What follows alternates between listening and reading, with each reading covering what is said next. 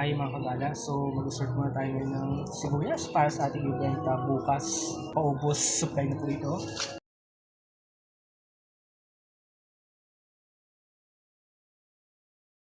So good morning mga kagala, dito naman tayo sa Commonwealth upang magbenta ng ating sibuyas. Maya-maya lang, wait lang tayo kasi meron mga nagpakita na ng interest sa ating sibuyas. So, tambay lang muna tayo dito. Kasi dapat maaga kang darating dito para makapaghanap ka ng magandang pwesto, no? Ideally kung saan yung track nung takbuhan nila or jogging, lakad, doon ka dapat pupwesto.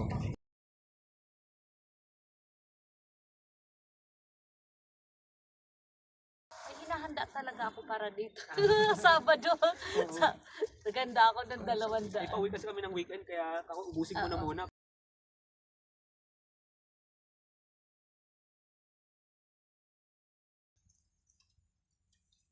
So ayan mga kagala, no, mayroon na tayong taker ng ating last kilo ng sibuyas. So dahil dyan, papakat na tayo.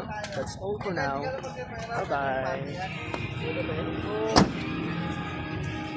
Siyempre, thank you sa ating mga naging suki, no? Mga datihan tsaka mga bago nating suki. Shoutout sa inyong lahat. Alam niyo na kung sino kayo sa uulitin. So ready to go na rin tayo going to Nueva Ecija para manguhuli ng mga sibuyas. So bye-bye!